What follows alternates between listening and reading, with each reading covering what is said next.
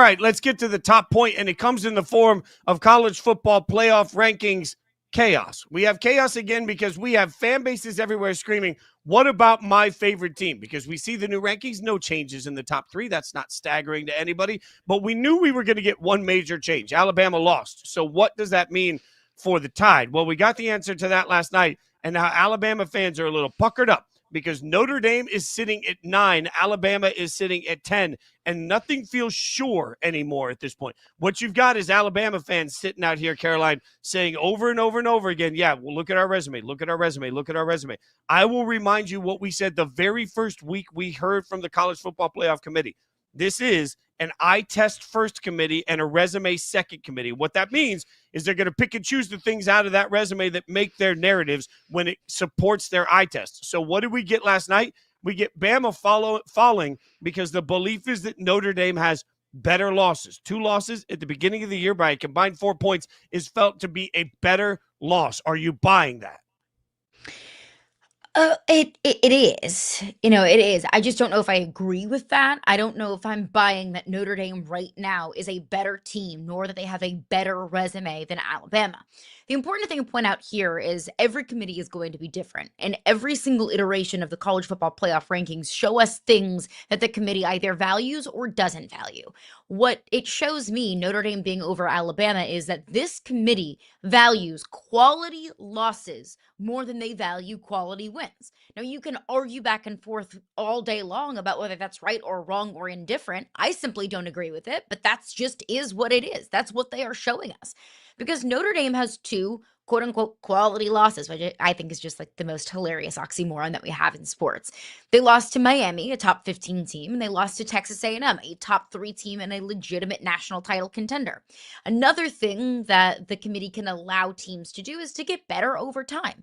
Notre Dame lost those 2 games in week 1 and week 2.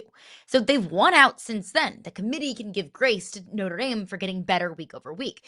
Alabama's loss to Florida State was bad in the moment and has only gotten worse week over week. Now, a loss to Oklahoma, a very close, narrow loss to Oklahoma, another team that would find themselves in the playoffs. You can get past that. You can call that a quality loss. But the stain on Alabama's resume is Florida State. But if we're going to give Notre Dame the same grace for getting better week over week over week and allowing them to show that they are not the 0-2 team that they were to start the season, don't we have to afford Alabama the same grace? And we can pick apart defensive rankings and offensive rankings all we want. I'll just go with what my eyes show me. I think Alabama's a better football team. Notre Dame runs the ball better. Notre Dame has the best running back in all of college football in Jeremiah Love. But I would take Ty Simpson over Notre Dame's quarterback. I would probably take Alabama's defense over Notre Dame's defense. It would be close there. Both are great defenses. I just look at the teams that Alabama has beaten. They went on a run with winning at Georgia. Athens is not a place where people come in and win. They won at home against a top 20 Vanderbilt team. They went on the road and beat Missouri, and then they clobbered Tennessee at home.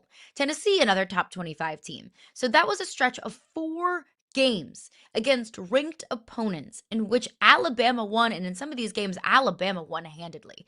Notre Dame doesn't have a single win that even scratches how close, it doesn't even scratch, as good of a win as Georgia was for Alabama. I think we should, if I was on the committee, I would focus more on quality wins than quality losses.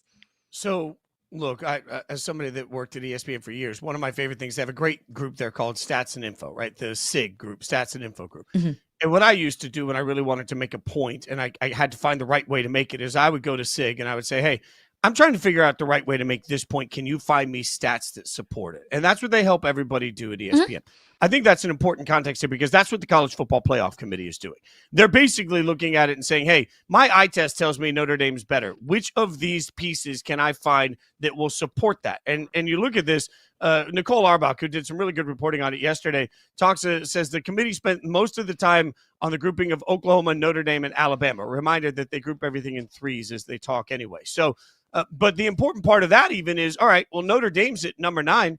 Miami's at 11 this week in the playoffs? Miami beat Notre Dame. They're not even part of the 13. Conversation because Miami's 13, sorry. But they're not even part of, like, the committee chair flat out said Miami Notre Dame wasn't even a conversation of their head-to-head because they're not grouped close enough together. What does that tell us? That tells us is that this committee is picking and choosing which information they want to support what they see with their eyes. It's like I've said to you before, it's like walking up to coffee at a hotel lobby. Like you walk up to the coffee and there's cream and there's sugar and there's fake sugar. And we've all got the same ingredients. We're just using different amounts of them to make the perfect cup of coffee. This eye test committee flat out believes that Notre Dame looks better than Alabama, and they're going to find whatever metrics it needs to make it happen. So I think the concerning part for Alabama is, man, that puts you right. You're teetering on the edge. You're sitting at number 10.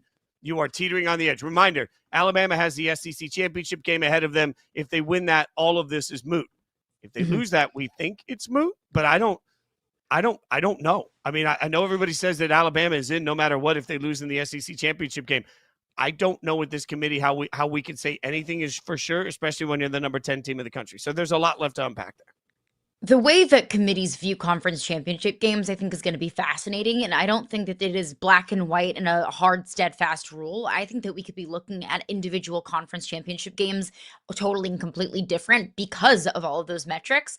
One thing that I did think about, though, is when we look at the bracket, obviously Notre Dame at 9, Alabama at 10. The way that the bracket would fall, we would get Notre Dame number 9 going on the road at Oklahoma, number 8 in the first round of the playoffs. Number 10, Alabama would go on the road to Oregon. If the playoffs started today, that's the matchups that we would get. I don't really blame the committee if they were picking at straws, if the margin of difference between Notre Dame and Alabama was so razor thin to them that they said we'll put Notre Dame at 9 so we don't get a repeat of a matchup that we already just got in Alabama and Oklahoma. Because Notre Dame, Oklahoma, Alabama, Oregon, those are such good matchups. Like, sign me up for this playoff today. Now, Texas Tech, Tulane, I can maybe do without. But Notre Dame, Oklahoma, Alabama, Oregon, Indiana, Texas A&M, Ohio State, Georgia. Are you kidding me? Like, sign me up for that today. So if that was the difference in how the committee kind of ranked these teams, and I know this isn't how the bracket would look in December and January, but if this is how it looked today, I don't blame the committee for that being the difference, if that in fact was what the difference was between Notre Dame and Alabama. One of the teams on that bracket, Ole Miss back in the news yesterday. Lane Kiffin appeared on Pat McAfee's show and said there's been no ultimatum. That he doesn't know where these reports come from, but we're still sitting here trying to figure out what's happening between coach and team. And Caroline, even if you believe there was an ultimatum, I don't really see what the benefit to Ole Miss would be. And now what are they really going to do? They're going to tell Lane not to come to work because he won't give them an answer. They don't really have power in this situation, but it certainly seems like somebody is trying to leak information to force a resolution faster than possible. Yeah, and we can believe anything that Lane Kiffin says at face value, whether it was an ultimatum or whether it was a date and that the athletic department told Lane Kiffin that he needs to make his decision by. I think it is an incredibly high likelihood that Lane Kiffin is coaching in the Egg Bowl on Thanksgiving weekend. Because I understand that Ole Miss has their business to tend to, that Ole Miss has to conduct a coaching search of their own. But how many times in Ole Miss's history were they looking at an 11-1 season and a direct and clear path to the college football playoff and legitimate national title contenders? I don't think ever in the entire history of the Ole Miss football program have they had in their grasp what they have right now. So I understand Ole Miss has business to conduct. I understand that they have a football program to protect. But man, to throw all of this off kilter and to throw all of this off track because you feel like you have a coaching search to conduct, I think would be short-sighted. If I'm Ole Miss, you go full speed ahead with Lane Kiffin, and if he's coaching on Florida's sidelines next season, so be it. At least you had this year. And just a message to all coaches across every school in every sport in college football. The next time you yell at a media outlet for, I don't know where these reports come from, I'm not going anywhere. If it frustrates you, you have to answer these questions. Don't yell at us, yell at each other. It's the number of times that coaches have sat in front of a microphone and said, I'm not going anywhere. I have no interest in another job. And then 24 hours later, they're on a private jet wearing another team's hat. I know why it happens. And I don't even fault coaches for the reason that it happens. I just want coaches to stop treating all of us like we're stupid every time we ask the questions and then saying, well, why don't you believe me? Look at your brothers and sisters in Christ everywhere that are standing there and being coaches, and you'll find out why we don't believe you. All right, coming up next, a huge night in the NBA. LeBron is back. We'll tell you what to make of it next.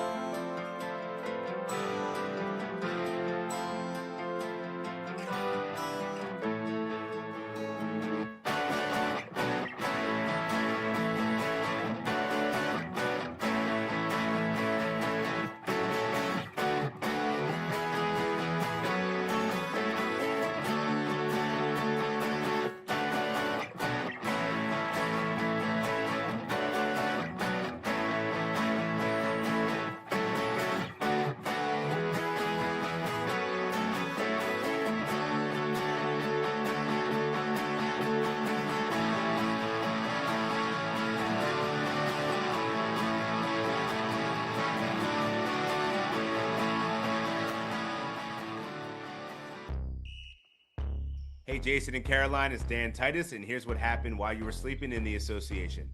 LeBron James finally made his season debut, and even in year 23, an NBA record, he's still rewriting history. At 40 years old, LeBron returned to the Lakers starting lineup after missing training camp and their first 14 games with sciatica. And let me tell you, he didn't miss a beat. LeBron only scored 11 points, but he put on a vintage playmaking clinic, 12 assists in 30 minutes, completely controlling the second half. The no-look passes, the cross-court dimes, the way he dissected Utah's defense, it looked like vintage LeBron. And while the spotlight was on him, Luka Doncic got busy too, dropping 37 points with 10 assists, and Austin Reeves added 26 as the Lakers rolled on the Jazz 140 to 126 to move to 11-4 on the season. And as if LeBron needed any more milestones, he passed Reggie Miller for 6th on the all-time three-pointers list. The Lakers won, LeBron looked fresh, and in a season full of injuries to star players, it was great to see one of the greats and legends back on the floor. And if this is the version of LeBron that the Lakers are getting, then it begs the question, does LeBron's return change the balance of power in the Western Conference? Are the Lakers now the team that Oklahoma City should be worried about? Back to you guys. Caroline, Fenton, Jason Fitz, Yahoo Sports Daily. Titus asks an interesting question, but I got to say, Caroline, like Denver would like a word. Yes, it was a really good night for the Lakers last night, and we're all going to say, can they take on, are they the threat to Oklahoma City's crown? And I just sit there and say, Denver would like a word. Like, I know we don't like paying attention to Denver, but we might have to. Who says we don't like paying attention to Denver? I will not tolerate any sort of Denver erasure here. No Nugget erasure here on this program. But yes, I mean, you're 100% right. I mean, the Nuggets are right behind OKC in second place in the West. As long as you have one of the best players in the planet in the Joker, like Denver's not going anywhere. But I will entertain that question. And I might subscribe to the belief that the Lakers are that team that OKC should be looking behind their shoulder at, maybe most scared at the team that could be nipping at their heels at the top spot in the West. Because what can't this Lakers team do? I know it's recency bias, and I know it is a one-game sample size of LeBron's return. And I know this wasn't a vintage classic LeBron performance. How many times? Maybe I can count on one hand in LeBron's 23 seasons how many times LeBron has out-assisted his point total. But if that's the kind of style of basketball that's going to be best for Luka Doncic and Austin Reeves and DeAndre Ayton to pop off, if that kind of style of play is what the Lakers need to put up 140 points, and LeBron is okay with being that kind of, I'm not going to say role player because he's not a role player, but if he is happy and okay playing that role, I will say, then who's stopping this Lakers team? As long as you're getting, 40 points off the bench, when you're getting 37 points and 10 assists and 4 steals from Luka Doncic, whenever Austin Reeves can put up 25 plus on any given night and LeBron is moving the rock the way that he is, like, I will absolutely subscribe to the belief that it could be the Lakers that's the biggest threat to the OKC. After what we saw the other night with the Lakers against OKC, I just want to remind everybody, like, I think even with LeBron, it's a gentleman's sweep if these two teams played in They're 7 games. still not better than OKC. Right. OKC is And so neither much is better Denver. than everybody. But I think you make you make a really strong point about who LeBron is, and I think this comes down to the context of the conversations we always have about LeBron. Because what we saw from LeBron last night was absolutely amazing facilitation. And we saw him just running the offense with flow. You see that pass there to the corner that I've seen a million times already because it's beautiful, because it shows vision on the court, because it shows facilitation to put your teammates in the best position. And that's how you get to 140 points. I just beg everybody, if that's the version of LeBron that helps the Lakers win, let's have that in our minds when we have contextual conversations about his scoring. Because you can't tell me today that we won't be in this stupid situation in 3 months if LeBron did exactly what he did last night, every night, 11 points, 12 assists, every night for the next 3 months, and the Lakers look like one of the best teams in the West. There are still going to be idiots sitting on TV around a round desk in New York saying, well, he's not scoring anymore. Like, this isn't, Michael would have kept scoring. Like, this is what we do with LeBron. Oh, like, Lord. so if we are willing to accept that this is greatness from LeBron, which I am, if we're willing to accept it in the context of the conversations we have about his productivity, then yeah, sign me up for this. If we're going to, and I fear this will happen, use it as a narrative for why LeBron just isn't who he used to be. By the way, he shouldn't be. He's in his 23rd year. But if we're going to use it as a reason to fault him because his point production is down, we have a concern. And there is a part of me that wonders, Caroline, like last night, was he willing to facilitate so much because that's who he wants to be? Or was he willing to facilitate so much because he's admitted, especially on the defensive side of the court, he's still getting his legs under him? Like, was that a little bit more passive? Like, we see the dish to Ayton. Do we believe in 2 or 3 months when he's got his sea legs under him and he's ready? Does he still pass that ball off because it looked beautiful? Or does he take it like we're used to seeing LeBron and just try and shove it down somebody's throat? So, like, I think there's a lot of nuance to where this is going to go versus where it was last night. 100%. It's November 19th. We've had 1 game with LeBron James in this iteration of the Lakers. So you're asking fair questions that should be asked.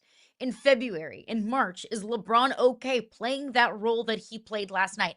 I don't know, but that's not to say that I don't think that LeBron is good for 25, 30, 32 on any given night. Like, on any given night, if Luka's kind of playing that role and LeBron pops off for 30 plus, will any of us be surprised? I mean, LeBron was averaging 25 points a game last year. It's not like we're just sending LeBron out to the pasture like, okay, old man. Like, yeah, I'm sure that you were, walking uphill 3.5 miles to school every day. Like, okay, grandpa. Like, no, like, LeBron can still play at an incredibly high level. We just saw him play a different role last night. And we saw last night in a 1-game sample size, that role work really well for this current iteration of the Lakers. But there are going to be, I think, some growing pains between LeBron and Austin Reeves and Luka Doncic and everybody getting theirs and everybody sharing the rock. I mean, that's a great problem for the Lakers to have. I'm not going to say that this is, just the perfect, all of the pieces fitting together with this Lakers team. We have had 1 game and it was great and wonderful. And okay, that's what we're going to see over the course of the next 6 months. I'm not saying that. There are going to be nights, I think, Fitz, where there probably is a sharing problem. No? Well, of course. And the context it's still LeBron James. Right. I mean, there's still going to be, just like we talk about how sometimes quarterbacks get bored in the middle of a game. It's like, well, you shouldn't have thrown that pass when they got bored. Like, is LeBron going to get bored at some point and then just remind everybody he can pop off, right? And also last night was against Utah. If I wanted to be a hater, I do not. But if I wanted to be a hater, I could certainly say this game was wildly close in the first half. It took a big run in the third quarter to really open it up against a bad Utah team. Now, I would look at that and say it takes a second to adjust to LeBron being on the court. But look at the upcoming games. They're again against Utah, who sucks. Then they got the Clippers, who suck. Then they got the Mavericks, who suck. Then they got the Pelicans, who suck. You see the theme here. They get 4 straight games where they can really figure out what they want to look like and who they are. And I'm not sure there's going to be a lot to take about what that means against the best of the West. because they're going to be feasting on the least, right? And so that has to be part of the context. And the other part of this, Caroline, is that what did we see last night? Maybe more important than anything is that we were reminded last night that the Lakers are certainly aware of and comfortable with the fact that they will live and die by Luka. Like, I was watching a Luka last night that was every bit who Luka has been throughout the portion of this season, and also a Luka last night that just looked like he was having a different level of fun. Like, there was this portion of Luka Doncic last night that seemed so free-flowing to the ball and how he got around and what he was able to create, the mismatches he was able to make, owning Kevin Love on one drive. Absolutely, we've seen that. But 37-10, 5 and 4. Like, just, it wasn't even just about that. It's about the flow and the joy he had during the process of it that really was a reminder that we are going to be LeBron obsessed, because that's how we are as a basketball culture. The Lakers will not win a championship based on LeBron James. The Lakers will win a championship based on Luka Doncic. And last night should be a reminder of that. And that's okay. I think we all kind of knew that, right? Like, whenever the Lakers made that trade for Luka Doncic, that was the moment in time that we said, this is Luka's Lakers now. This is the future of this franchise is Luka Doncic. The central point of this team is Luka Doncic. I think LeBron is okay with that. I think LeBron James understands that that is his role in this team at this point. That's the only way that this Lakers team is going to work. I mean, I would argue at this point, it's like the best path for the Lakers to actually challenge Oklahoma City is if by the end of the year we are talking about very definitively why LeBron James was the third most important player on this team. The rise of Austin Reeves is the part that I think most people didn't like. This level of Austin Reeves sustainably throughout the course of it is the portion I think most of us didn't anticipate would be here, right? And even last night, Austin was still very effective. I continue to look at this and say, man, if we believe that the Lakers are going to compete with Oklahoma City, it's because LeBron James has become comfortable not being the best number 2 in the league, but maybe being the best number 3 in the league. And it's a jarring statement, but if it gets him a championship, who the hell cares? So when your number 3 is LeBron James, to go back to Dan Titus's question, when your number 3 is LeBron James, I think that is the answer for Dan Titus's question of, are the Lakers the biggest threat to OKC? Well, they very well could be, because when your number 3 is LeBron James, why not? Yeah, well, you're right. All eyes will continue to be on LA. We'll keep you updated on that. Coming up next, we'll talk to one of the best in the business, Andrew Marchand, going to join us. We'll figure out how we're covering some of these greats and if it's the right way.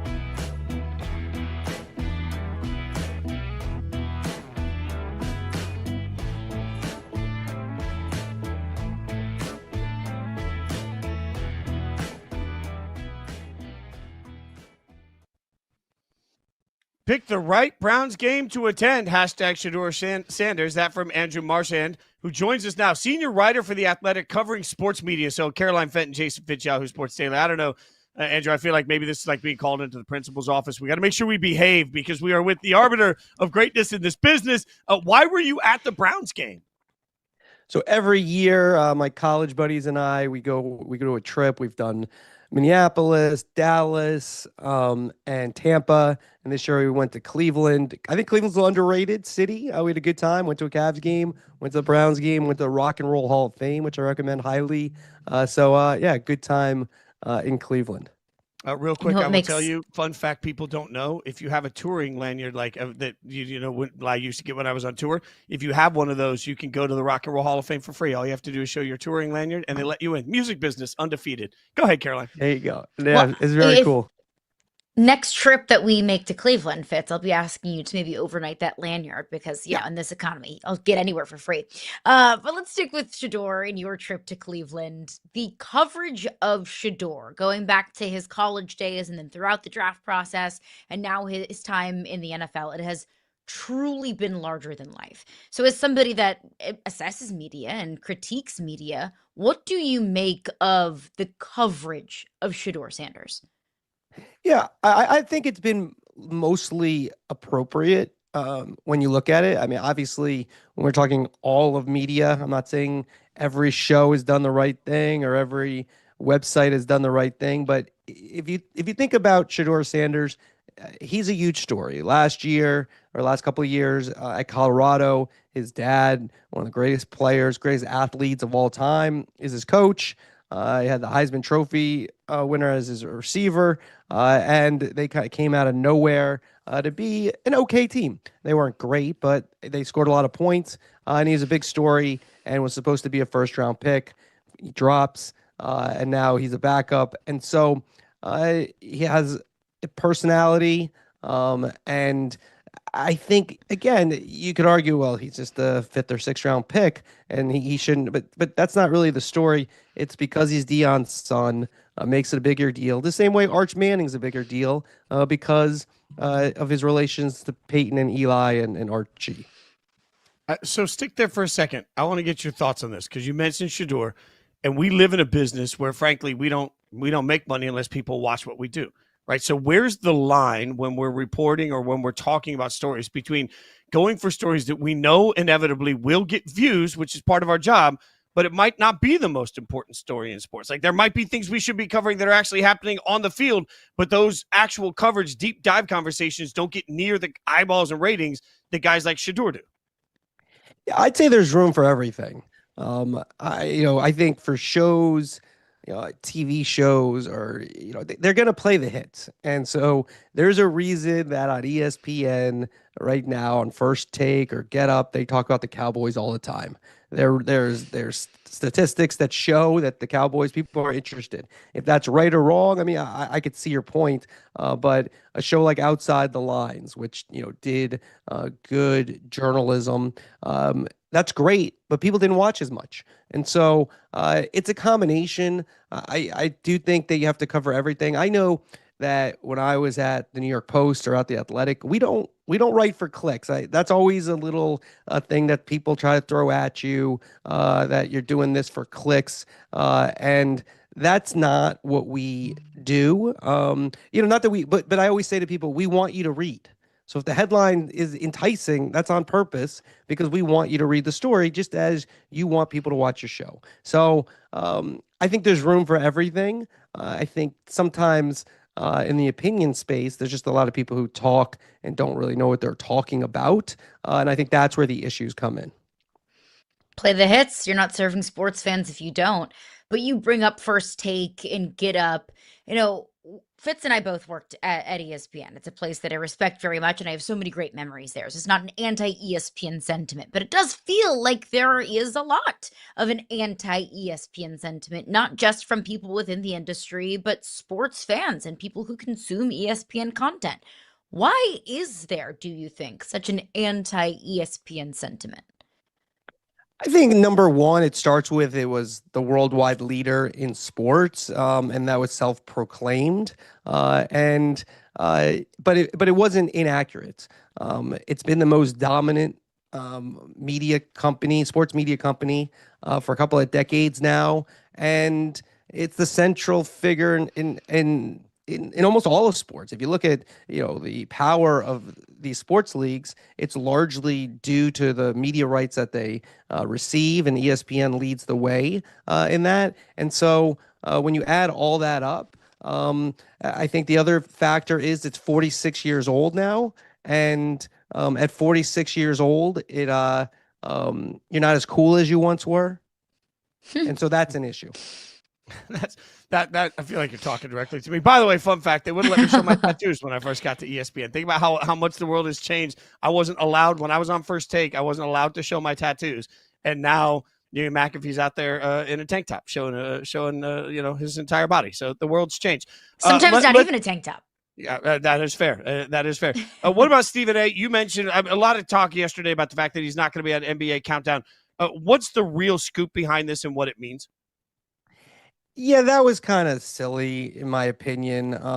Stephen, I reported this back when I reported that his new contract's for $105 million over 5 years, $21 million a year. If that sounds like a demotion to anybody, I don't know what they're smoking. So the idea that Stephen A wasn't going to be on Countdown has been known. I don't think Countdown was a really good fit for Stephen A.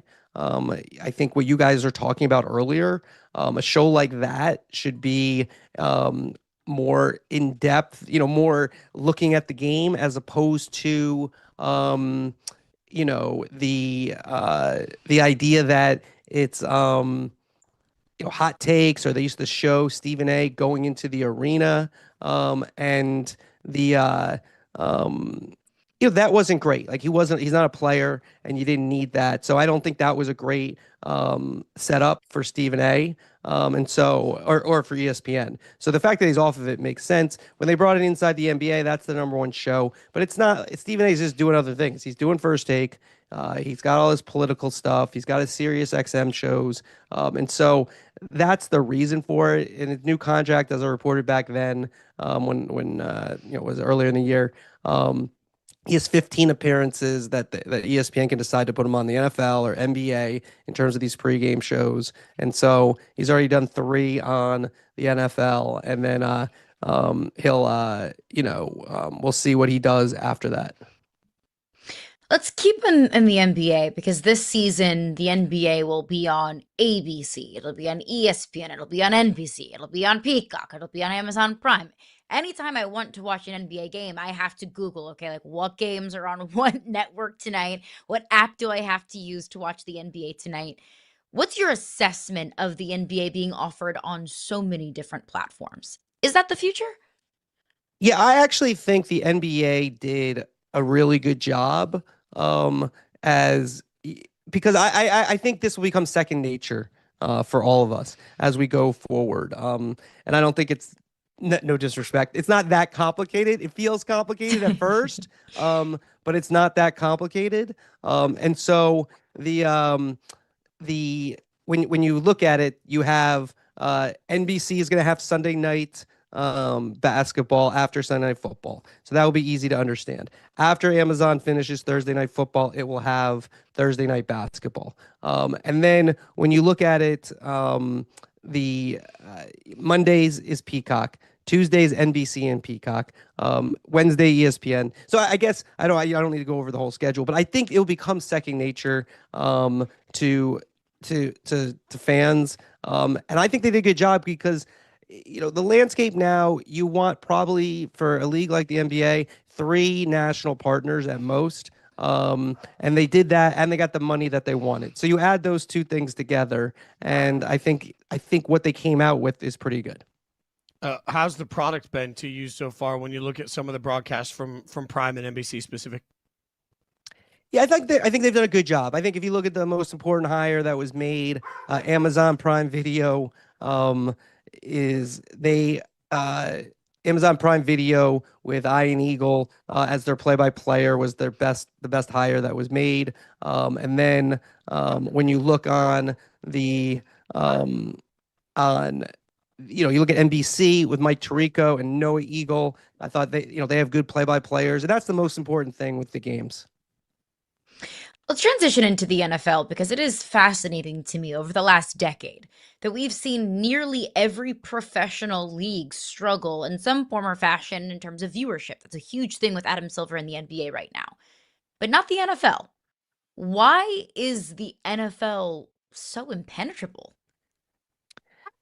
The NFL is just in a different league. I think when you look at the current landscape, one of the most important things is scarcity, and the NFL has that. Even though they kind of try not to have it anymore because they put so many games on. You got Sunday morning games. You had the second game of the season on YouTube on the Friday. But it's still only 17 games for your team. That makes every game even more important. I always say if the Yankees played once a week and only had 17 games, what would their ratings be? Now, I don't think they'd be the NFL ratings, but they'd be much higher. So I just think, and the other aspect of it is fantasy has become really important. So even if your team's not good, you still can get into your fantasy team and you're interested in all the games. And then betting. It's a very good gambling sport, even though it didn't need gambling. I mean, it was very popular before gambling, of course, was legal. And so I think that's the major reasons for it. It's easy to consume. I mean, baseball, hockey, and the NBA, if you're watching every game, that's a commitment. If you're a NFL fan, and you don't necessarily need to watch every game, but you could say to your husband or wife, I just want to watch. I need 3 hours on the weekend. I don't need baseball. Let's just say the games are 2 hours. They're about that. You need 12 hours, and they're a little bit longer. So probably 12 to 15 hours a week. That's a lot. It's almost more than that's half a day at least, if not more. So I think the time commitment. Although I find like I don't like the Sunday morning games. I watch enough NFL and I love the NFL, but I just think it's too much. So but that's the biggest reason to me, and it's a very good TV sport. It's fast. There's a good amount of scoring. I mean, they've taken the hitting out of the game a little bit, but it's still and I just think historically they're just the fan bases, their destinations. You go to any city. You mentioned Cleveland, where I went to. There are a bunch of Ravens fans. Whenever we do this college trip, I was amazed when I was in Tampa. They were playing Cincy, and how many Cincy fans came down to Tampa. So I think those are the reasons. All right. You've been, let's say, tough on Nance and Romo as a combo in the NFL. What are you hearing there that stands out to you? I'd say the biggest thing is I think the combination, usually chemistry is the most important thing. To me, they sound like an uncle with his nephew, and the nephew's making all kinds of references, and the uncle doesn't really know what he's talking about. That's number one. So that chemistry is just off. Tony will say things, and Jim kind of says a little something, but can't really react because it doesn't seem like he knows exactly what Tony's talking about.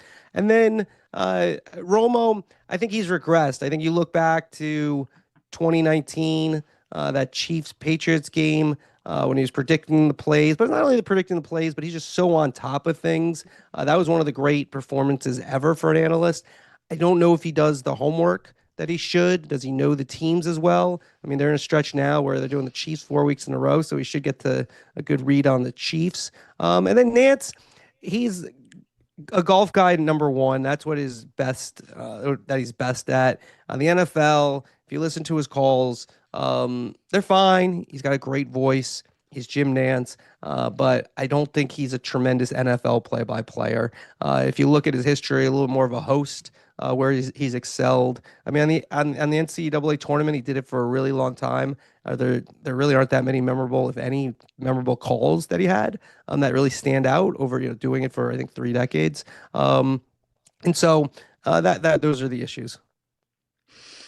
It has been not just football season, but the season of gambling scandals, it feels like. We've had the UFC gambling scandal. We've had it in the NBA. We've had college basketball, most recently with the Cleveland Guardians pitchers. It seems like every single week there's a new gambling scandal. There's been a lot of sports fans that have called out networks and sports media platforms for being hypocritical and covering these sports gambling scandals while also having ties to sports books. What do you make with of the way that sports gambling scandals have been covered? Look, it's a catch-22 for every place. Every place is taking sports gambling money, major place. But you still have to cover these stories and do it the right way. There was a column, this is years ago before sports gambling became legal, that I was thinking about writing. Now I wish I did that. And the headline would have been, "Are we sure?" So I can't take credit because I didn't actually write it, but I swear I was thinking about it but didn't. I wish I had, because I'd be tweeting it out like, look how smart I am. But so look, I think we just jumped into this. We all know where the media space is. Sports media is doing better than others in some respects. But the gambling money has infused sports media, and everyone's gonna basically take it. There's a few exceptions where people have said, no, I'm not going to take gambling money, and good for them. But big companies are all going to take it, and have deals with these, the DraftKings, the FanDuels, etc. So you can cover the story. I don't know. I think when I looked at, especially, again, there's all different. It's hard to talk about the media in general, but ESPN, you asked about ESPN earlier, and they're usually at the central point. I thought, when that, which story was that? There's so many gambling stories, you can't even remember which one. The NBA, with Chauncey Billups, they took too long, in my opinion. The story broke. You're on First Take and at 10 o'clock, and they didn't get to it till 10:35. Kash Patel, the FBI director, was speaking. You could have ran some clips, if not taken his feed live. I understand not taking it live because you have a show, and press conferences are overrated as TV programming because they're not that interesting. Give me a couple of the highlights. Yeah, so I thought they were a little behind. They weren't on top of it, but I don't think it has to do with there's some edict that they like for all of us. I think you have to cover it.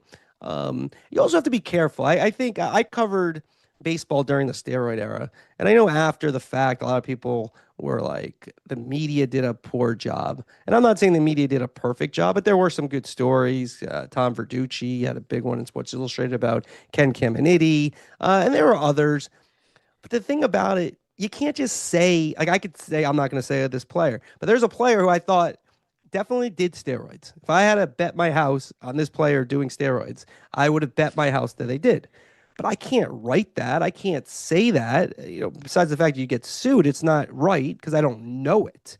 Our job is to know it, not think it. And it's different for opinion people a little bit. I mean, we can get that's a bigger, argument or discussion in terms of where the talk show people should be in terms of that. But you can't just say things. So I think, are they investigating as much as maybe they could be? But that's a lost art. I mean, we have a lot of great investigators led by Katie Strang at the Athletic, but I don't know if people are investigating maybe as much as they should be.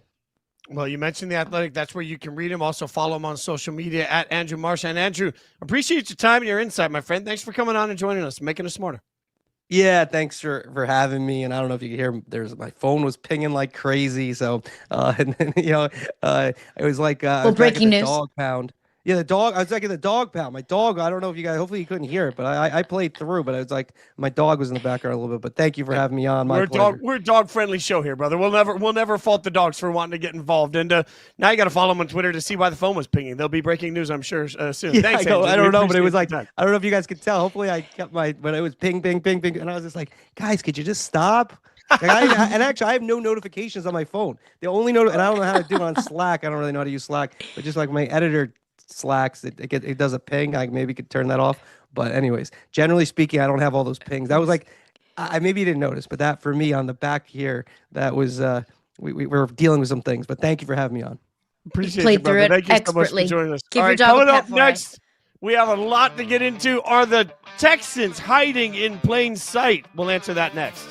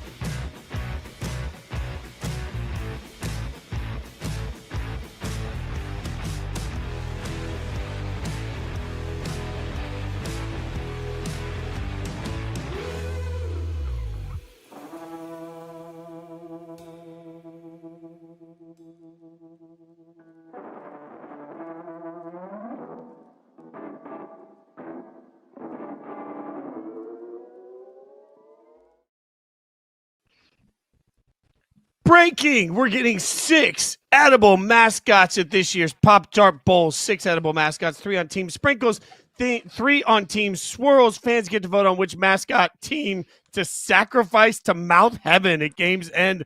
The biggest edible mascot sacrifice ever. This is college football, and it's why bowl season is actually undefeated. Yeah! Caroline Fenton is all. Wait, are you Team Swirls or Team Sprinkles on this edible mascot journey? I'm Team Swirls. I'm not a big sprinkle girly. Okay. But I won't yuck anybody's yum, especially when it comes to Pop-Tarts. Hashtag not sponsored, but there is no bad Pop-Tart. Okay, hashtag not sponsored. They're all bad. Pop-Tarts are trash. Like, just No, I- Fitz, I- you look, are just on a fitness and health journey that you have gaslit yourself into believing something that is only carbs and sugar and artificial dye isn't good. Okay. Are you kidding? Let's Caroline, not here. I Let's grew not up- kid ourselves. Pop-Tarts are delicious. I grew up fat. How fat was I? I was the fattest kid in my class. I was a fat kid that played the violin growing up. In fact, there were kids in elementary school that called me Jason Fats everywhere I went, right? Like, I was fat growing up. And even me So as a mean. fat kid growing up looked at Pop-Tarts and I'm like, mm-mm. Now, toaster strudels were always better than Pop-Tarts. They were a little flakier, and you got to put the little like thing on, like you put your icing on yourself. Those are so you delicious. suck the icing out of the bag and not even have to deal with it. Like, look, everybody that eats a Pop-Tart has to eat the edges first because we all know that's trash, and then you can eat the middle of it, and it's at least okay. Yeah, I'm coming at you, Pop-Tart. Like, this is a problem. I've got a problem with bowl games because, look, the other thing is I also don't like mayo. I don't eat mayo on anything. I've never once in my life said I want. In fact, part of the reason I don't like ranch dressing is it's just mayo. So when everybody turns like the main ingredient ranch is just a packet of seasoning inside mayonnaise, and mayonnaise is disgusting. So yeah, I'm coming at you too, Duke's Mayo Bowl. I'm coming at all y'all. Like, y'all think you're good, you're not. You're the worst fat kid ever. You don't like Pop-Tarts or mayo? Like, what kind of a fat kid is that? What were you eating? A lot of peanut butter and fluff sandwiches. A lot of peanut butter with like the marshmallow fluff. I like, oh man. Marshmallow 6 or is 7 trash. of those a day. Marshmallow is totally trash. The Duke's Mayo Bowl, I don't mind mayo. Like, I'm not like gonna call myself a mayo aficionado, but you know, like I'm in Baton Rouge, Louisiana. You bet your bottom dollar after the show I'm gonna go get a po' boy and it's gonna be slathered in mayo. It's gonna be delicious. But I feel for the winning head coach of the Duke's Mayo Bowl every year because I'm gonna gag talking about it. They get a Gatorade bath of mayonnaise, like a full, however big those are, like the big Gatorade jugs full of mayonnaise dumped on them. If I had that much mayonnaise dumped on me, and you probably on the flight home, like you smell like old and gross and warm mayonnaise. Ooh, gross. Great marketing tactic by them because we're talking about it right now, but don't sign me up for that. I mean, look, a friend of the show, friend of ours, Mike Golick Jr. Oh my famously God. dipping his Oreos in mayo during the mayo. But like, I don't get it. I don't get it. That smell's not coming out of your nose. Like, there is no way. Like, Or you your know, no-nose. your coach. If you're coaching, you're going home to your wife after you win a bowl game.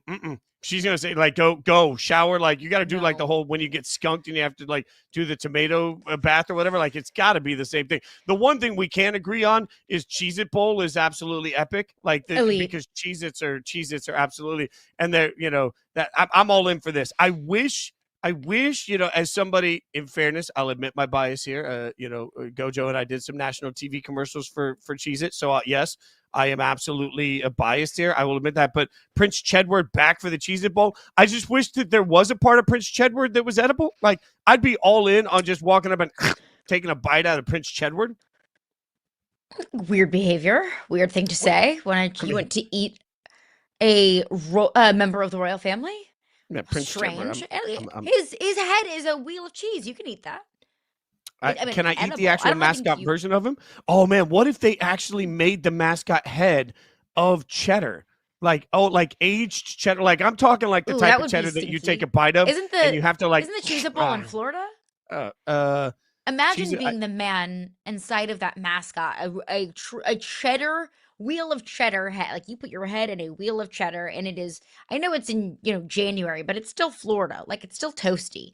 Imagine having your head inside of a stinky, melty, hot wheel of cheese. It can't be any worse than dealing with Disney adults, right? Like there's somebody in a Winnie the Pooh costume somewhere that has to deal with the Disney adult. Like can't be any worse than walking around with a big old thing of cheese on my head. And I think it is worse. So far I've slandered Disney adults, mayonnaise, fat people, and Pop-Tarts in this segment. I don't think I'm doing a great there's no absolutely. Look, I love this. Where are we? Is there any other bowl games that you like? Like, are you in on the Snoop Dogg Arizona Bowl presented by Gin and Juice? Call it by its government name. Snoop Dogg Arizona Bowl presented by Gin and Juice by Dre and Snoop. Say its full name. Say her name, Fitz. My fault. I feel for whoever calls these games. All right, we'll be right back here on the Snoop Dogg Arizona Bowl presented by Gin and Juice by Dre and Snoop. Like you have to pack in an extra several minutes just to say the name of the bowl. Like I don't really know. Like their marketing is definitely not even close to the level of the Cheez-It Bowl and the Pop-Tart Bowl and the Duke's Mayo Bowl. Shout out to those marketing teams because they absolutely crush it every single year. I just love that it's called the Snoop Dogg Arizona Bowl presented by Gin and Juice by Dre and Snoop. And is it our first alcohol-sponsored college football bowl game? I want to peek behind the curtain for people. When you work at ESPN, you are not allowed to mock the name of the bowls on any shows because the bowl companies pay so much money for these endorsements, you can't actually make fun of them. So look, even there, when they call it, what's the full name? I don't want to give it any discredit. What is it? The Snoop Dogg Arizona Bowl? Presented by Gin and Juice and by Dre and Snoop. Okay, by Gin and Juice by Dre and Snoop. That's Snoop amazing. Dogg Bowl presented by Gin and Juice by Dre and Snoop. Yes, I am lobbying for Caroline and I to be the sideline reporters for said bowl game, just so that we can drink the gin and juice, and then by the fourth quarter see how the sideline reporting is going. We've got plenty of reporting left to come to you. We've got plenty to break down that's actually really happening in the sports world right now. We'll keep breaking down everything you need to know across the landscape. Hour number 2 of Yahoo Sports Daily coming right around the corner.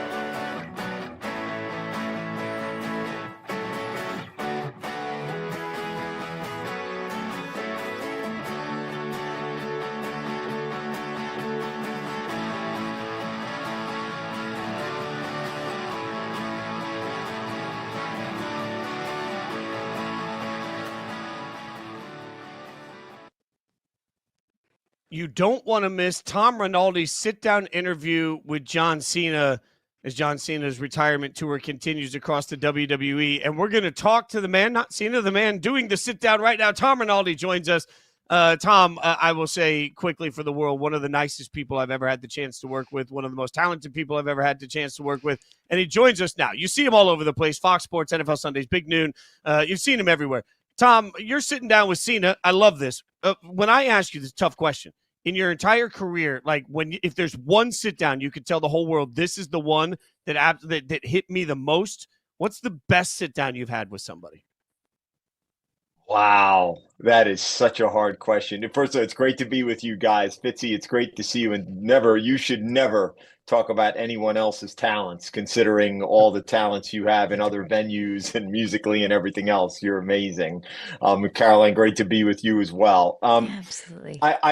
I don't know that I would say, Fitzy, that it's been any one sit down. It's been moments from sit downs across time, and what people bear and what they share is a perennial amazement, whether it's John Cena or it's some of the people who might be considered a bit more obscure in sharing their stories. So it's such an honor and a privilege to be able to do that, to have people trust you with this precious territory in their lives, and then for you to try to share it with the country.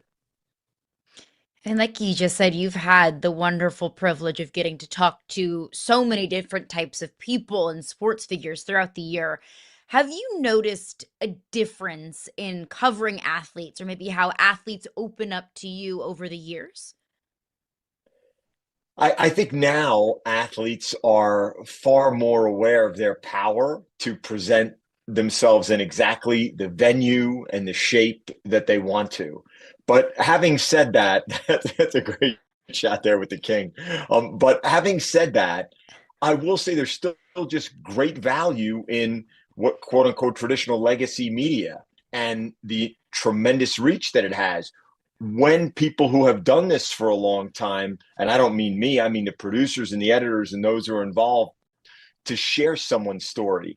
I do think that there are times where there may be, there's a huge benefit in saying, I'm going to build my brand and control it my own way, Colin. But then I think there's also value in, here's how someone else is going to present the story, and I'm going to entrust them. And I think it's worked out at different times across the career. So sometimes interviews get crazy. People bring friends. So that happened to you. You interviewed Caleb Williams on Sunday after the win over the Vikings, and then Cairo Santos ends up coming over. The Bears are 7-3. What it says about this team, but it feels like even at 7-3, they're a bit forgotten. Why are we not paying more attention to Chicago?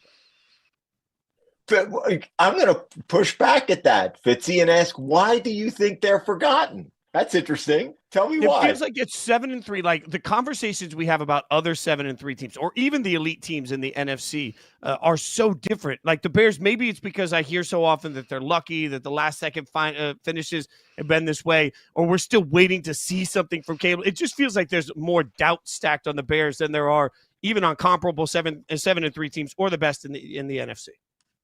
I think, Fitzy, that just comes down to sample size, right? And you've got to do it, but then you've got to keep doing it and show me. Listen, to turn this around the way that Ben Johnson has is absolutely remarkable. To see the growth that we've seen from Caleb Williams from a year ago to now, talking with him last week in preparation for that game against the Vikings. Here's an interesting thing. When I asked him, what is one difference you've made that you're proud of a year ago to now? And he did not point to anything technical. He said it was my body language. The guys in the building that I trust showed me on tape. Here's what you project. Every eye is on you as a young, burgeoning leader. You have to know that people draft off your vibe and energy. And if your shoulders are slumped, if you're frustrated, if you're going dark, that affects everyone else, everyone in the building, everyone on the bench, everyone. I think he's made improvements there. That's hard as a competitor, but I think he's improved there. I do think we have to see when they play tougher teams, how they do. But remember, there's only one way to learn how to win, and that's by winning, and that's what they're doing. You'll be on the call for Eagles Cowboys this weekend. It's going to be such a fun matchup. Always a great matchup when those two meet. And look, the Eagles are atop most power rankings across, the NFL. The Eagles are the Super Bowl favorite right now. The Eagles look like one of the best teams in the league. But Yeah. it didn't come without a little bit of drama with AJ Brown and him It's posting on Philly. social Come on, media. Kyle. It's Philly. I mean, it's always something in Philadelphia, and it always seems to be something with AJ Brown. What kind of a factor, maybe some of his sideline or off the field frustrations, do you think, and maybe give people some pause from calling Philly the runaway favorite to win the Super Bowl right now? I'm glad you brought up the drama in Philly because we have been there. Some of the games that we have done have produced it. We did the game where he broke out the book that rocketed the #1 on Amazon, the self-help book, which a teammate had shared with him in the past, and he broke out on the sideline. We did the game when Big Dom got into it with an opposing player with the finger pointing. He gets ejected to, of course, a standing ovation at the link. So we've been there front and center for some of these amazing dramatic moments in game. That doesn't even talk about everything that swirls around this team every other day of the week. And what do? They win. They almost thrive on it. It's amazing. And they know how to win in different ways. They can be effective and explosive offensively. And when the offense is dormant, their defense is dominant. Is it possible to say, are the Eagles actually underrated because of the drama and the negativity that surrounds them? I'm curious for your take on it. I mean, it's hard to say that the reigning Super Bowl champions are underrated. But we have talked on this show before that it doesn't feel like we talk about the Eagles as the reigning Super Bowl champions. We talk about the Bills in such high regard and the Chiefs in such high regard. And we talk about the Rams and the Seahawks in such high regard. It's almost like we're bored of the Eagles. I think you make a great point. They're the reigning champion. They rarely lose, but somehow the drama maybe takes away what they've actually accomplished on the field. Jalen Hurts has been a definitive winner. Devontae Smith is amazing as one of the slightest players in the league, and his durability, toughness, his overall quality. The offensive line is amazing. The defense is playing so well. Sirianni is without question the emotional center of that team as their head coach. And yet we don't talk about their accomplishment or performance as much as we talk about the drama and the intrigue and the negativity that surrounds, of course, a Philly team. Wait, go back though, Tom. You mentioned you were there when AJ pulls out a book. Like, you guys are covering this, right? For all the things that you've been around, what walk me through that moment when you guys as a broadcast realize he's pulled out a book on the sideline. How does all of that go down? So our truck, Richie Zions and Rich Russo have done, combined, they've done well over approaching 20 Super Bowls. They're just an amazing truck. And our entire team, I think, is as good as it gets in the NFL. So when something so unexpected happens, that's the miracle of live sport. No one could ever have foreseen that this guy is going to take a book out and begin to read it on the sideline. And I thought AJ handled it beautifully when he was asked about it post-game, just saying, I carry it with me. It gives me positive messaging. It centers me. It helps calm my mind. All these messages and things he receives from the tome, I just thought it was amazing. Well, there it is. I thought it was amazing when it happened. That's the miracle of unscripted pro sport.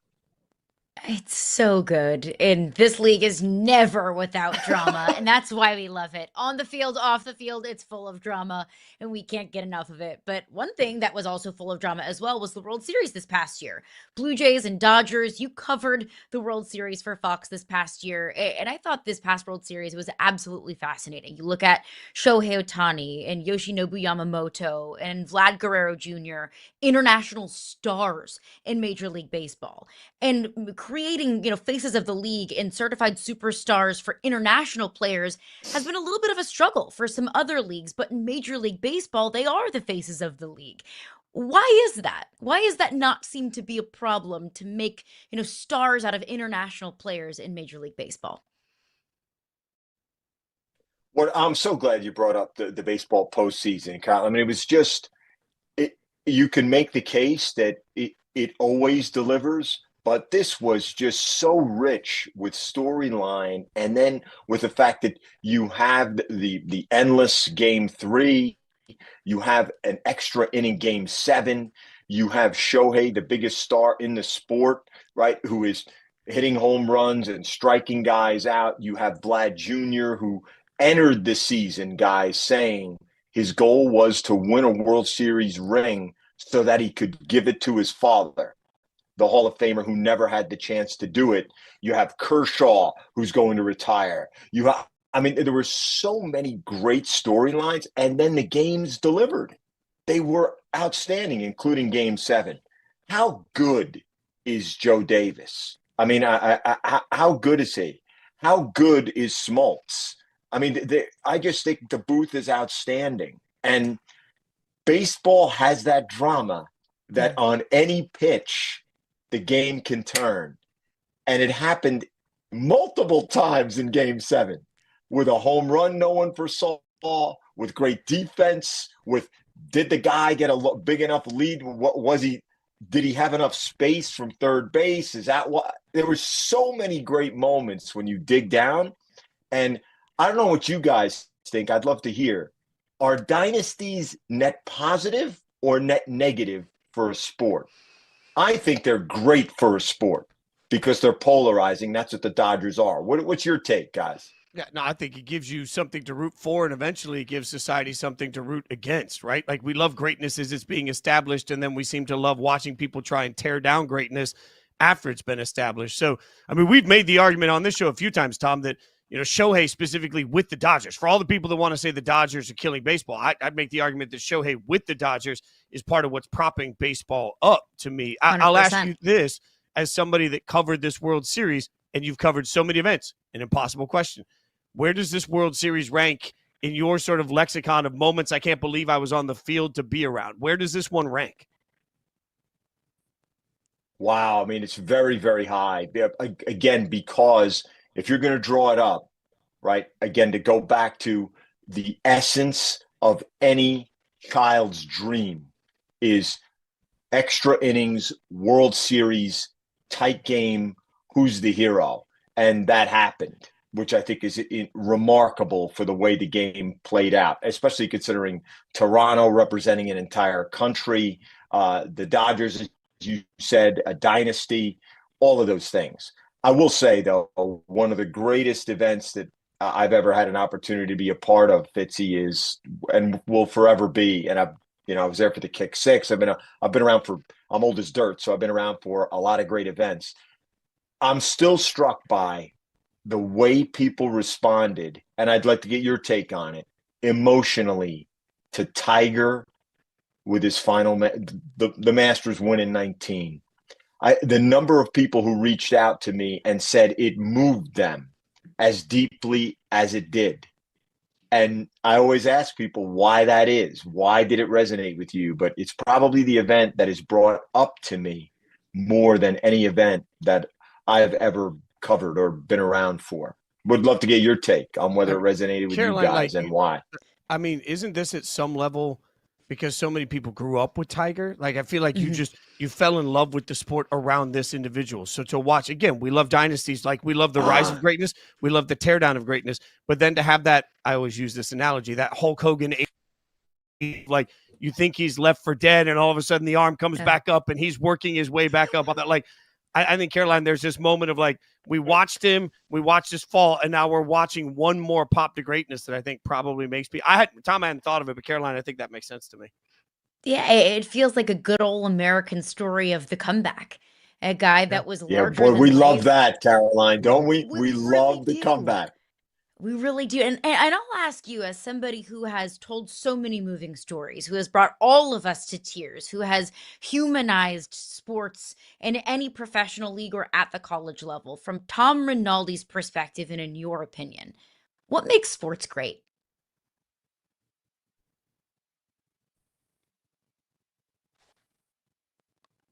think we froze him.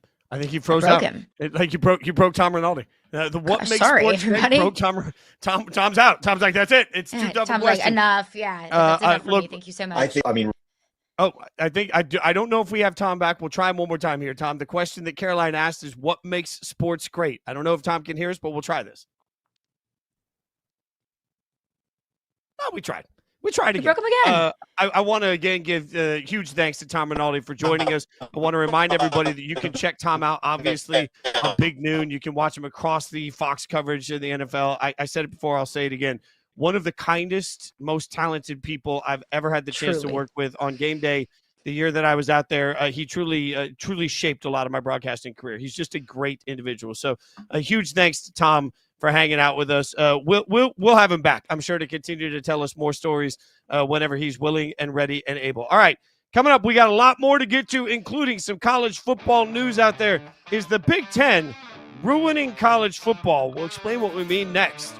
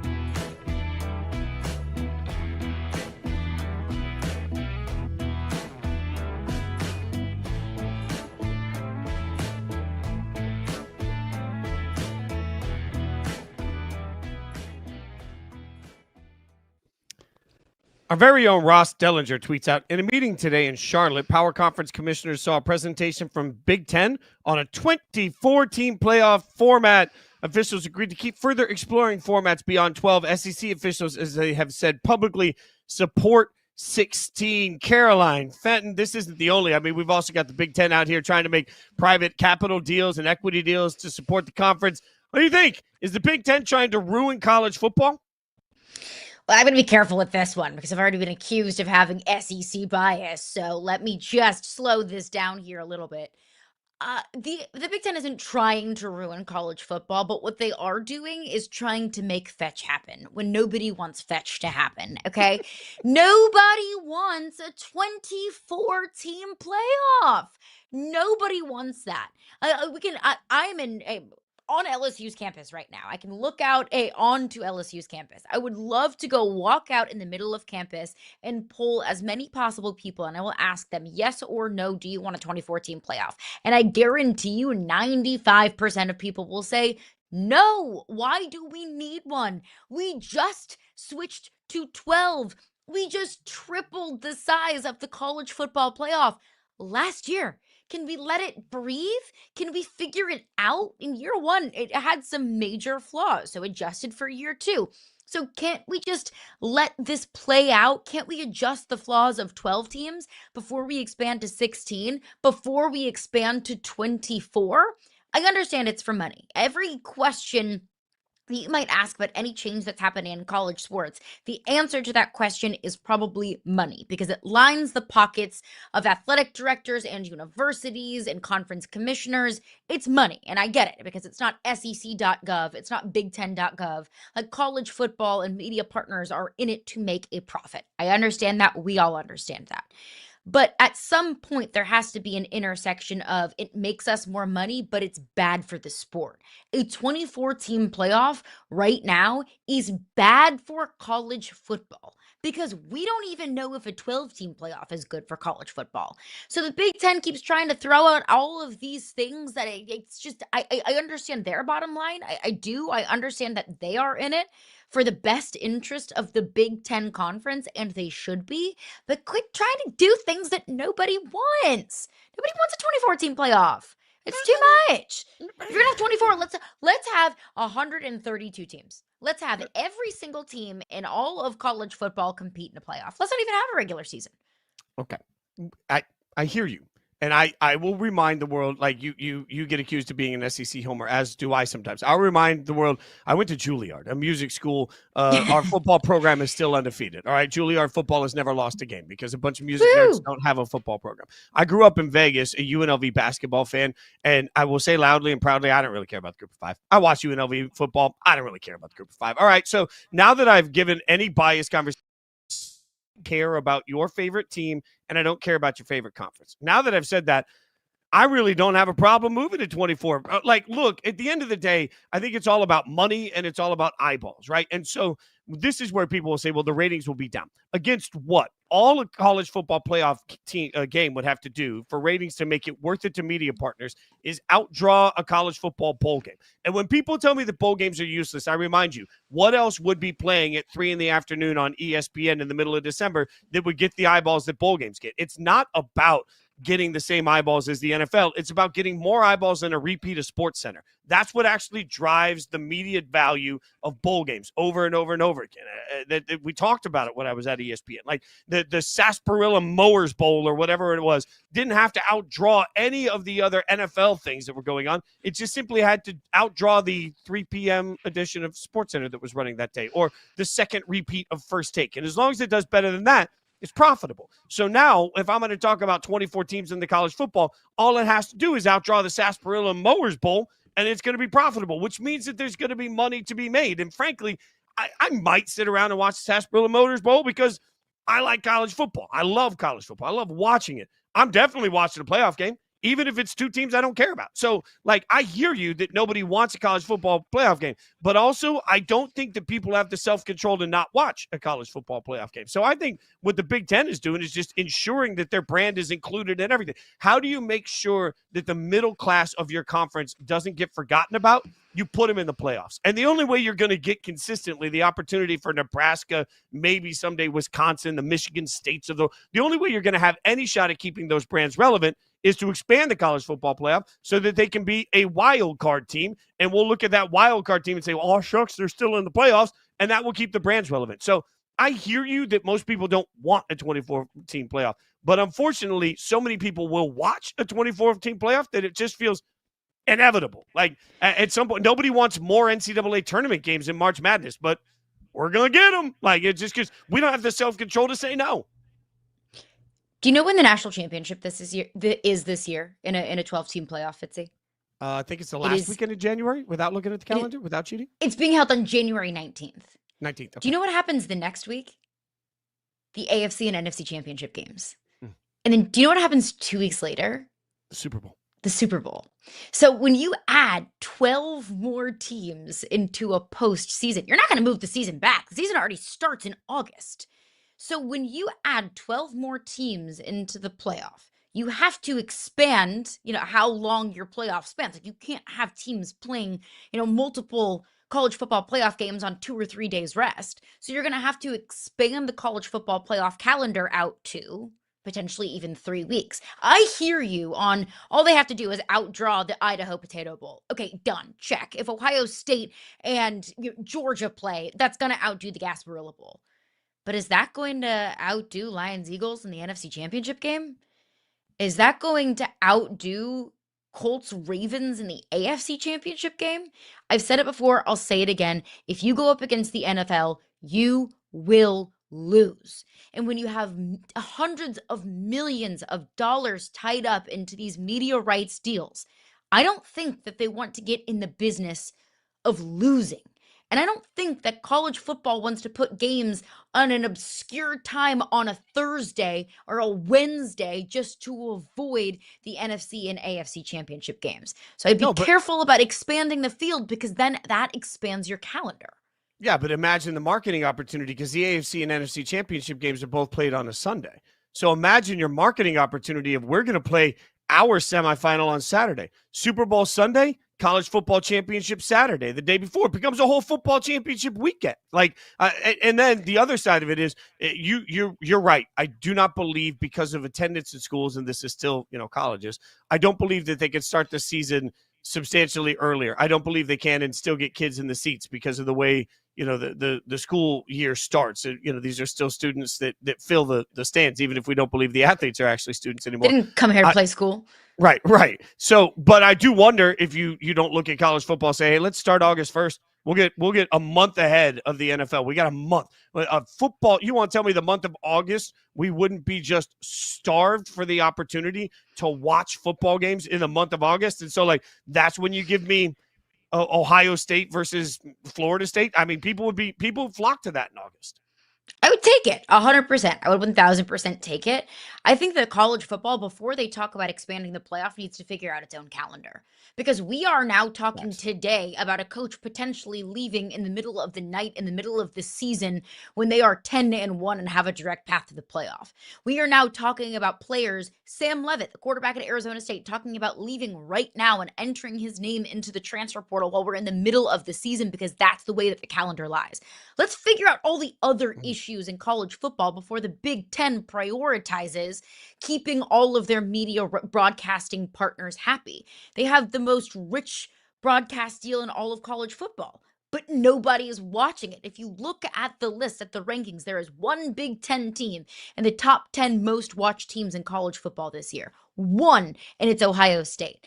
I understand the Big Ten wanting to keep their media broadcast partners and rights happy, but let's figure out the rest of the issues that we have on the calendar in college football before we start creating other ones. Yeah, inarguable. You were absolutely right. There needs to be a czar of college football. I would suggest that Caroline Fenton and I can handle that job. Okay, I'll just be your assistant. That is perfect. Caroline accepts. I accept the role as I'm just an assistant. I just want to walk in the room and make sure you have the coffee you need while you make the decisions that help. We're going to get some brilliance. Speaking of brilliance, we're going to get some brilliance next. Tom Haberstroh going to join us. There is a wild problem impacting the entire NBA right now, and I'm not sure there's a solution. We'll tell you about it next.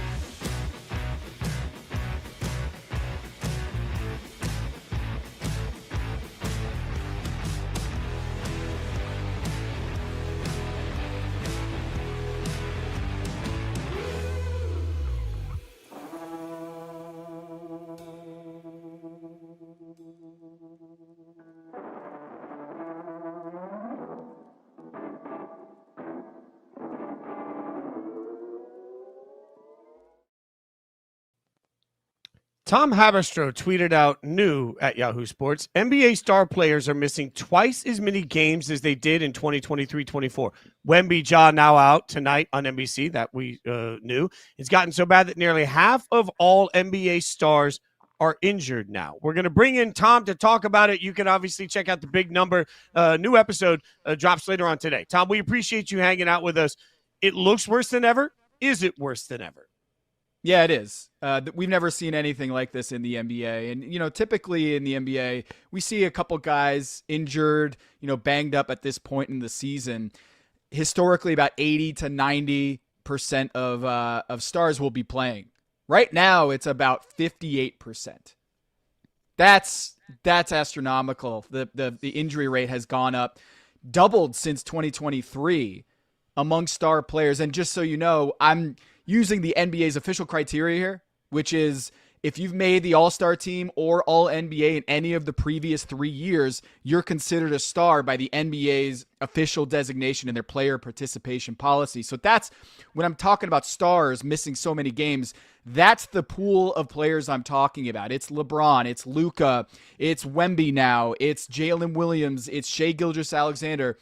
Basically, the biggest names in the sport are playing only half the games at this point. And we just saw Victor Wembanyama, Giannis Antetokounmpo, Ja Morant, Jalen Brunson, all now facing new injuries and might be sidelining them for weeks or more. This is a crisis for the NBA because the stars are what drive the league. It's what on a Tuesday night you tune into NBC to watch Victor Wembanyama, Stephon Castle, and Dylan Harper, the number 2 overall pick, and they're all sitting. And of course, on the other side, Ja Morant is also sitting. And that relationship with fans, you want to be able to have that trust, right, guys? That when you see, hey, it's Spurs, Memphis tonight, I can't wait to watch these guys, and then you turn on the TV and they're sitting, that has a dent in your relationship with your audience. And the more that happens, I think over time you start to lose some of that trust with the audience and the fans that, hey, I got to tune in tonight to watch these people. When nowadays it seems like over just a little bit over half of the NBA stars are sitting. So that is a huge problem for the league. And hopefully guys like LeBron James will be able to rescue them back from this crisis where I think fans are wondering, where are these guys? I mean, you say the word crisis. I think that's fair. Leagues need stars. The NBA is no different. I don't think that's any sort of hot take. But Tom, I'll ask you maybe the $1 million question, the $50 million question, the hundreds of millions of dollars question.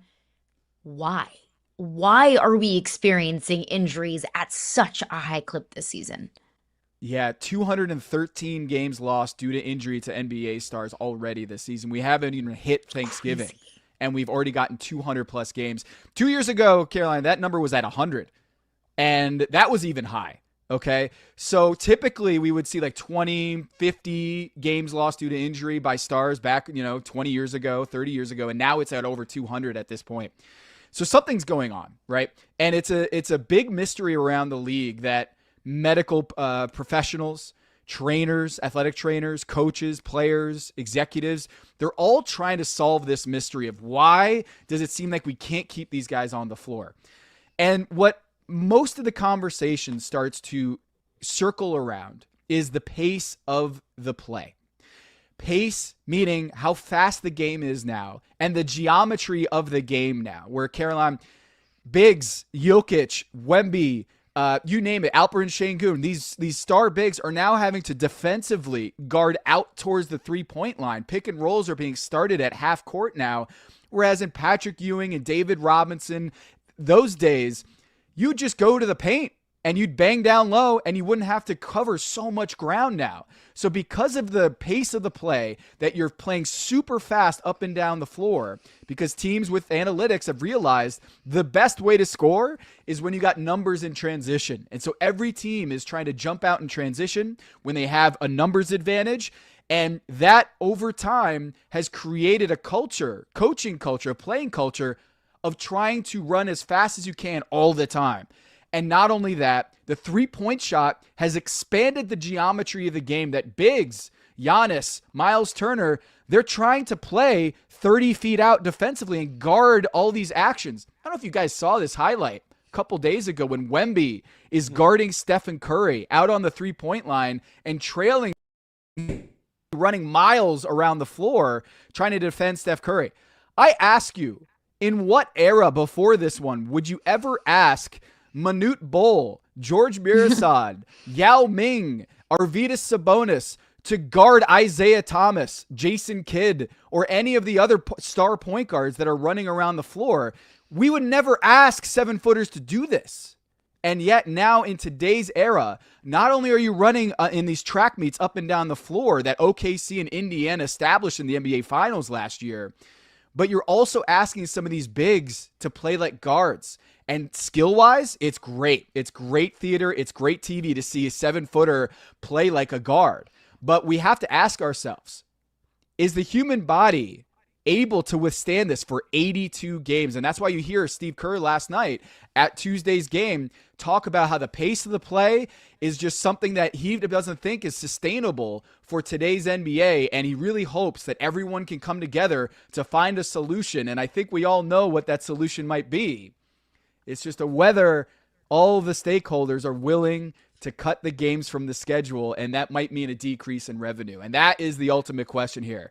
It's all about money. And if the players are getting the money and the owners are seeing their franchise value skyrocket and the NBA is getting these monster TV deals, will anyone do anything about it if they are all really rich off of the game? Tom, you mentioned Kerr's press conference last night, and I thought the most interesting thing he said was at the very end when he was asked, is there support in the room to actually eliminate games, which he obviously supports. And he made, I'm paraphrasing, a comment about, well, in modern corporate America, how many people want to go out and make less money? I don't think he's wrong about that, right? Like, so I hear you that this is an issue, and I hear you that pace of play is something that is absolutely destroying the health of these stars. I don't know that there's an actual solution to it, though, and that's what my mind can't wrap around, because I don't think I can't imagine a world where owners and players, because they get a cut of the revenue, are going to turn around and say, everybody, we're going to reduce regular season games by 20% so that things are easier on our bodies, and we're all going to take a pay cut to do it. Like, that universe doesn't exist in my mind. Well, I remember Daryl Morey once telling me, the president of basketball operations for the Philadelphia 76ers, who runs the MIT Sloan Analytics Conference. Like, they call him Dork Elvis for a reason. He thinks about these issues and looks at the numbers for a living, right? And he's always made the argument, Jason, that in what world is fewer games less money? If you look at the NFL, their whole thing is scarcity. It's like there's only 18 games, 17 games where you're waiting every week for your team's game, and that builds up intrigue. You build your entire weekly schedule, your monthly schedule around NFL and college football that only play one game a week. And that scarcity is what drives, I think, a lot of the attention. And the audience is very much locked in every week and builds. I build my Saturday around watching Wake Forest play UNC on a Saturday and bringing my family out to that. But in terms of the NBA schedule, how often are you building your schedule around with your family and your friends to catch the NBA game? And the reason why is because there's just so many games and they're on random nights throughout the schedule. And so I've always believed that there's something to what Daryl Morey is saying, is that less games doesn't always necessarily mean less revenue. Otherwise, the NFL wouldn't work, right? College basketball has half the number of games that the NBA does. And look at March Madness. It's the biggest moneymaker in basketball. And so it doesn't always equal, fewer games doesn't always equal less revenue. I do think that scarcity could help, is that if you only had 2 NBA games for your favorite team every week, I think, and you had that normalcy building around, just Tuesdays and Fridays or whatever it is, I think the NBA could actually see a bump in ratings and revenues if there was that kind of appointment viewing that college football and NFL has in their schedule. So I do think it's a little bit more nuanced than just like cut the schedule by 20%, lose 20% of the revenues. I do think that the NBA has a scarcity issue, that players playing on these back-to-backs, they're like, I know this is a big game, but my body's breaking down. I need the night off. And if you cut back-to-backs, you eliminate that excuse. I think that's brilliant by you. I 1000% agree. Less could potentially mean more for the NBA. I want to go back to the injuries for a second because you look at some of the injury reports across the league. Okay, Wemby calf, Dylan Harper calf, John Morant calf injuries everywhere, keeping some of these star players sidelined. It's kind of a chicken and egg situation. Are we just seeing more calf injuries in the NBA, or coming off the heels of horrific choice of words by me of last year with Jason Tatum and Tyrese Halliburton and the Achilles injuries? And we've seen calf injuries can lead to Achilles. Are teams just now approaching calf injuries with an abundance of caution? Yeah, I think so. Caroline, you hit it on the head. I think medically, yes, there is some sort of connection, it appears, between calf strains and Achilles tears. It's not always the case that a calf strain will lead to an Achilles tear. But when you have these high-profile stars like Damian Lillard, Jason Tatum, having these Achilles tears, and let's not forget, the most high-profile Achilles tear that I've seen covering the league happened in 2019 with Kevin Durant coming back, early to come back from the calf strain because he wanted to play in the NBA Finals and rescue the Golden State Warriors, who were down in that series against Toronto, and his Achilles snapped in the NBA Finals, just like Tyrese Halliburton did. I think there is something to this, is that because of the high-profile Jason Tatum, Tyrese Halliburton, and Damian Lillard injuries, every medical staff is just paying extra attention to these calf strains. And I will say, soft tissue injuries typically are associated with overuse injuries where you're having to do these short bursts and your hamstrings, your groin, your calf, they're not able to withstand, without the proper recovery, all these quick bursts and quick jump outs and pushing off your toes to go make an accelerated movement. All of these hard movements require you to have full recovery of your muscles. And so I think this is an issue that the league has to figure out. Is we love open court basketball. We love three-pointers. We love high acrobatic plays at the rim. But if the bodies aren't willing, or if the bodies are being pushed beyond their limits to get to those things that we love, then we won't have the players to do those plays. John Morant is gone. Anthony Edwards, thankfully, has been relatively healthy. But all these things that we love about the NBA, we have to make sure that the style of the game and the rigors of the game allow the players to continue making these highlight plays. So, Tom, I want you to educate me. I spent some time yesterday. I'm not going to pretend my phone book is anywhere near what yours is, but I took your article yesterday and I sent it to two former NBA players that I've worked with before that are recent NBA players, and two former NBA players that are in media, haven't played in a minute. I sent the information and I said, what's the cost from a player standpoint? All four of them gave me the same answer, independent of each other. They all said, too much basketball, not enough lifting. At some point, that was the crux I got from every one of the players, was not enough lifting, too much basketball. Why? What is broke? Because you mentioned trainers can't figure this out. Like, what is broken in the NBA training system where players feel like they just can't lift the way they used to lift to get the strength they need to get to be able to prevent these injuries? Well, I'll hand it over to Steve Kerr, who's won championships as a player, as a coach, and as an executive. As he said, we haven't had a single practice this year. Just too many games. We have no time to train our bodies because there's so many games. Just give you an example. They've played tonight. They're going to play their fifth back-to-back of the season. And the Houston Rockets have 0 such games. And by the way, the Houston Rockets have had Kevin Durant and Alperen Sengun healthy for all of their games this year. And meanwhile, Steve Kerr is just barely getting through these games, patching together Stephen Curry, Draymond Green, and Jimmy Butler. And Jonathan Kuminga, by the way, is injured too. Steve Kerr is like, we haven't had any time to train, to go over practice because there's so many games. So again, it all points back to medically, are we doing what's optimal for the player health in this league? And the answer, I think, from Steve Kerr's perspective, and Rich Celebrini, his the head of his medical science on the Golden State Warriors, they're all saying, like, I just don't know if today's game we could keep playing 82 games in 170 days like we used to. And people say, oh, they have these luxury hotels and they're flying private jets. Well, to play 80 possessions in a game, now it's at 110. Okay, so you're playing almost half as much, like 50% more basketball on a nightly basis than they used to. I just think that there's a lot of slack in the system that needs to be tightened up across the league.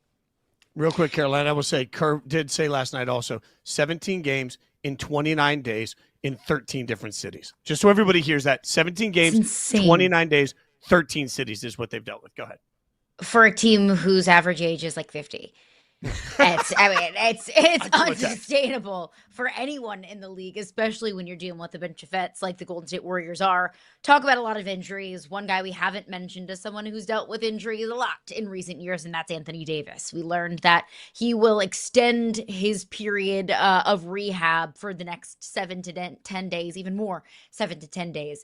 Is this indicative of an injury that AD is dealing with, or is this the Mavs' way of preserving AD's trade value?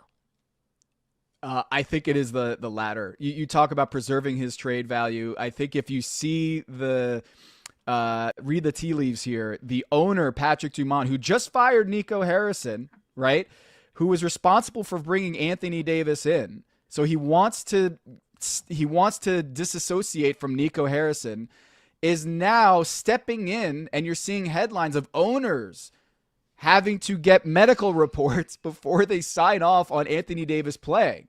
And to me, what this tells me is that Patrick Dumont already has fired Nico Harrison and maybe wants to get rid of, or essentially figure out a way to maintain Anthony Davis's trade value, maintain his health, and perhaps to try to move him in a trade and not risk an injury. And, like when you look at Anthony Davis, we did this for the big number show that I do every week at Yahoo Sports with Dan Devine. Last week's big number was 0, as in the number of games that Kyrie Irving and Anthony Davis has finished together as a member of the Dallas Mavericks since the trade. They haven't played a single game start to finish together. And that is a huge reason why Nico Harrison was let go, is that they haven't even had an opportunity to see the vision that he put together, because he traded for Anthony Davis, one of the most injury-riddled players in the NBA. So this does have a lot of trade whispers around the league. Just it feels like the fingerprints of an owner that wants to move the star player, not have him get injured for multiple reasons. But Anthony Davis trading for that guy, this is the bed that Nico Harrison made, is when you trade a 25-year-old for a 32-year-old who's got all this injury history, you better be prepared for a lot of DNPs.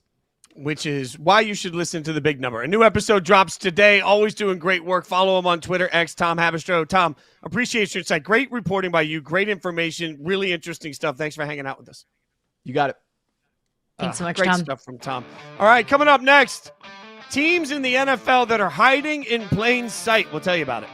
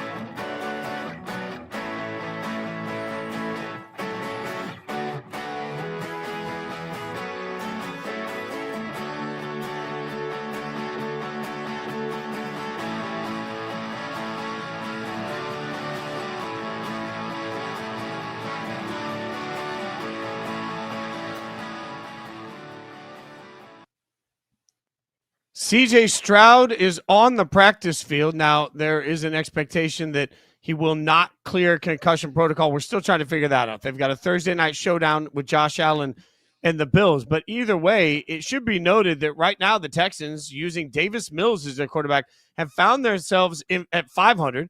They've got four. They've won, 5 of their last 7 games. They're right back in this thing. Their defense is playing elite football. Yeah, no CJ Stroud, but they're still in the thick of it. Are they hiding in plain sight, Caroline? Should we be actually paying attention to the Houston Texans? That's Davis Mills' magic neck right there. Okay. I think they are hiding in plain sight. I mean, the Texans right now are right at 500. They are 5-5, but you know who else is? The Kansas City Chiefs. And we talk about the Kansas City Chiefs every single day. Can they make the playoffs? When they do, are they Super Bowl contenders? We trust the Chiefs, so on and so forth. And I understand the Chiefs are the Chiefs and they're going to dominate the conversation. But if we are going to be talking about the Chiefs and still having a clear path to the playoff and still having a clear path to the Super Bowl, then why are we just completely ignoring another team in the same conference that has the same record? I think overall, we also have to acknowledge that the Houston Texans are not the sexiest franchise in the National Football League. There are just certain teams and franchises in the league that have to go above and beyond, far beyond what other franchises have to do in order to just be talked about, in order to be relevant. That's what the Texans did a couple of years ago when CJ Stroud was Offensive Rookie of the Year. We talked about the Texans because they felt so larger than life. When you are an uninteresting football franchise, and I don't mean that to be rude or condescending to the Texans, it just is what it is. You're not the Philadelphia Eagles. Sorry. But when you don't get that same kind of coverage and you're a 500 team, you're not going to dominate the headlines.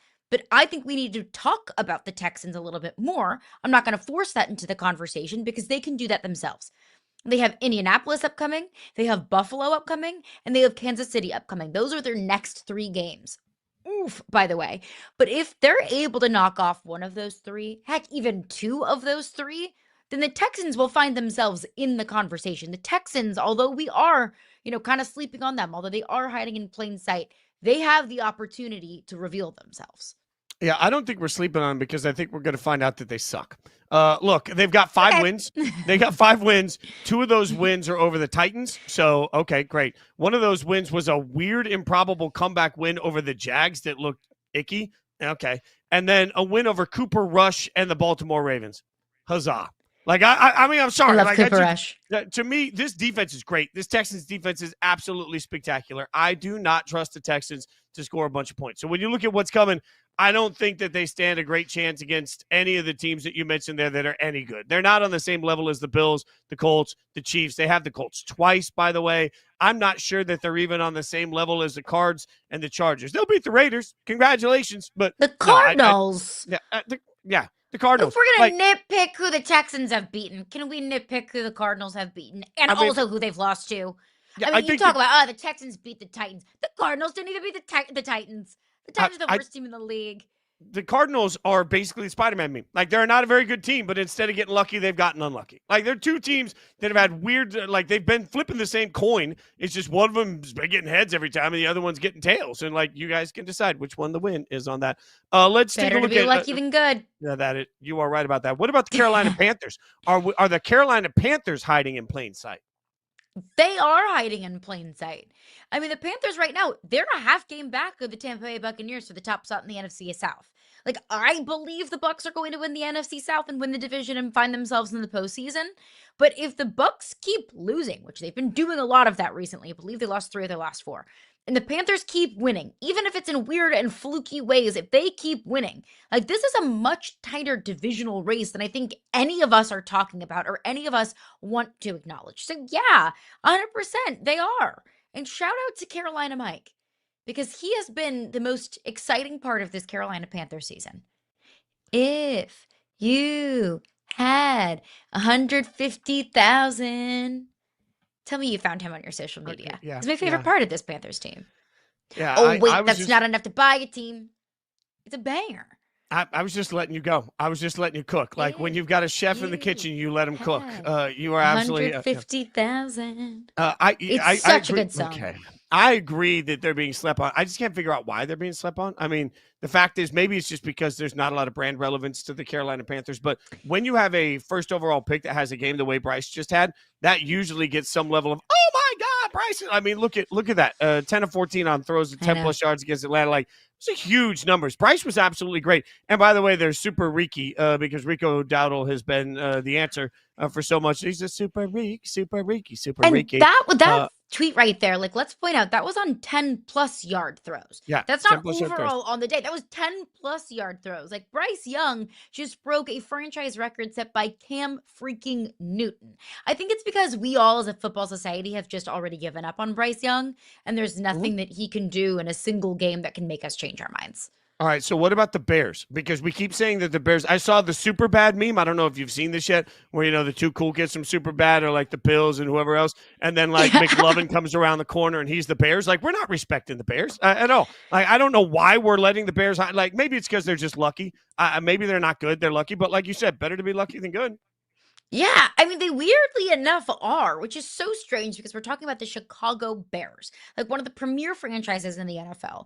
We are talking about Caleb Williams, a certified superstar and a former #1 overall pick, and Ben Johnson, probably the sexiest coaching hire of the cycle last year.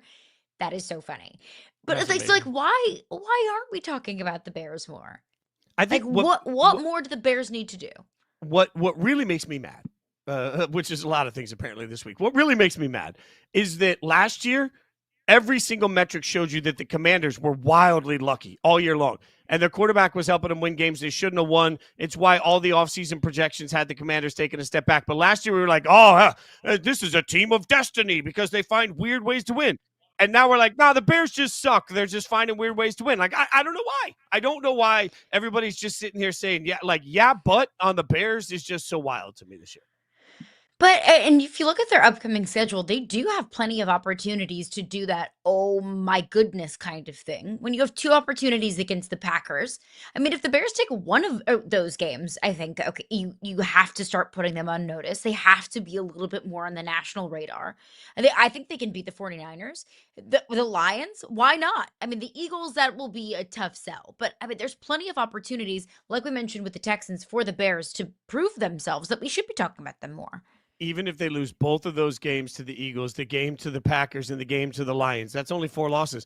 They still get to 10 wins. That's true. So, like them or not, the Bears are going to be around in this playoff conversation. Like it or not, we'll be back tomorrow morning right here at 9 a.m. She's Caroline Fenton. I'm Jason Fitz. Come back. Hang out with us again tomorrow. Thanks so much for watching Yahoo Sports Daily.